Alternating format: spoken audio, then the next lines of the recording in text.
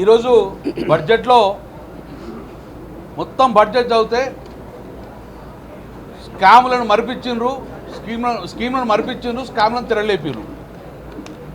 మొత్తం బడ్జెట్ చూస్తే ఈ తెలంగాణ రాష్ట్రంలో ఉన్న బీసీ జనాభా మొత్తం కూడా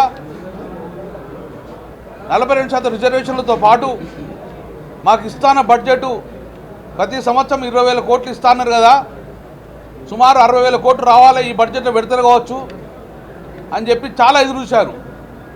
20,000 కోట్లు కాదు, 60,000 కోట్లు కాదు, ఈరోజు లాస్ట్ ఇయర్ బడ్జెట్ కన్నా సుమారు ఒక 1,000 కోట్లు మాత్రమే ఎక్కువ పెట్టిండ్రు.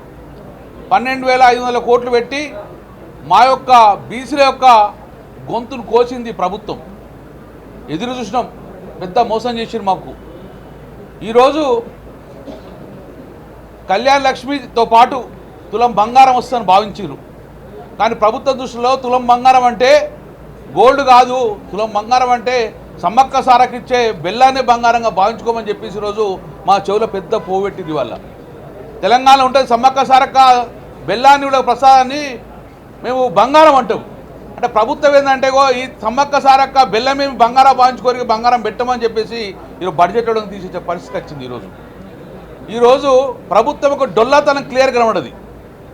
లాస్ట్ బడ్జెట్లో లాస్ట్ సమావేశంలో ఉత్తమ్ కుమార్ రెడ్డి గారు, సివిల్ సప్లై మంత్రి గారు, ఈ రాష్ట్ర ప్రభుత్వము కేసీఆర్ ప్రభుత్వంలో 9 సంవత్సరాలలో 6,52,000 రేషన్ కార్డు ఇచ్చిందని చెప్పి ఆన్ రికార్డు ఒక సివిల్ సప్లై మంత్రి చెప్పిండ్రు. ఎందుకో ముఖ్యమంత్రి గారికి ప్రభుత్వాన్ని జీర్ణించుకోలే. ఈరోజు గవర్నమెంట్ డాక్యుమెంటరీ ఈరోజు అవేటప్పుడు సివిల్ సప్లై డిపార్ట్మెంట్ ద్వారా లాస్ట్ 10 ఇయర్స్లో ఒక్క రేషన్ కార్డు ఇవ్వాలని చెప్పేసి ప్రభుత్వమే ఈరోజు ప్రజలను కూడా, ప్రభుత్వంలో ఉన్న ఎమ్మెల్యేలను కూడా, అసెంబ్లీ కూడా తప్పుతో పట్టించిండ్రు. నేను సూటిగా అడుగుతున్నాను, ఎవరైతే ఈ యొక్క డాక్యుమెంట్ తయారు చేసిండ్రో ఈరోజు ప్రభుత్వం తప్పున్నదా లేకుంటే ఉత్తమ్ కుమార్ రెడ్డి తప్పున్నదా అని చెప్పి ఈ పద్ధతిలో డెఫినెట్ అడుగుతాము. మీరు ఉత్తమ్ కుమార్ రెడ్డి అనౌన్స్ చేసిండు, ఇది వాస్తవం, డాక్యుమెంట్ ఉంటుంది. ఏ జిల్లాలో ఏ రేషన్ కార్డు ఇచ్చినామో 4,50,000 రేషన్ కార్డు మేము చూస్తాం. కానీ గత 9 సంవత్సరాలు ఒక్క రేషన్ కార్డు ఇవ్వాలని చెప్పేసి ఈరోజు బడ్జెట్లో పెట్టిందంటే ఈ ప్రభుత్వం యొక్క డొల్లాతనం అనేది క్లియర్ కనబడుతుంది. ఈరోజు 40,000 కోట్ల రూపాయలు లాస్ట్ టైం ఎస్సీలకు కేటాయించిండ్రు బడ్జెట్. ఈరోజు పెరుగుతుంది అనుకున్నాం.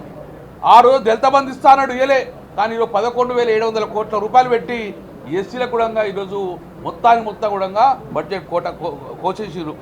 ఎస్టీలకు 17,169 కోట్లు లాస్ట్ టైం పెడితే ఈరోజు మళ్ళా 7,900కు కుదించడం జరిగింది. ఈరోజు మైనార్టీలకు అరకొరగా ఒక 1,000 కోట్లు పెంచిండ్రు. అంటే ఈ లెక్కన బడుగు బలహీన వర్గాలకు, మైనార్టీ వర్గాలకు మొత్తాన్ని కూడా బడ్జెట్ కోసేసిండు. ఈరోజు సమాజంలో మాకున్న హక్కుల మొత్తాన్ని కాలరాసిండు.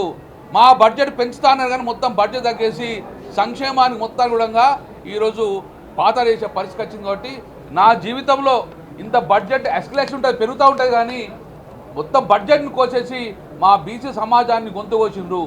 మొన్న కూడా చెప్పిన అసెంబ్లీలో బీసీల యొక్క గౌరవ ముఖ్యమంత్రి కేసీఆర్ అప్పుడు ఉన్నప్పుడు ఆత్మగౌరవ భవనాలు ఇస్తుండ్రు, అన్యాక్రాంతం అవుతుంది, డెఫినెట్గా ఇలా డబ్బులు పెట్టమని చెప్తే ఈరోజు బీసీలకు కూడా ఈరోజు దానికి కేటాయించే పరిస్థితి లేదు.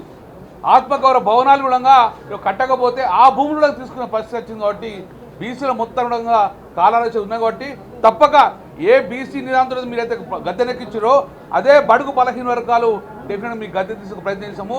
మొత్తానికైతే మా యొక్క సమాజానికి చెవుల పువ్వు పెట్టి పంపించిండ్రు, క్షమించరు మా వాళ్ళందరూ కూడా ఈ ప్రభుత్వం క్షమించరని చెప్పడం జరుగుతుంది.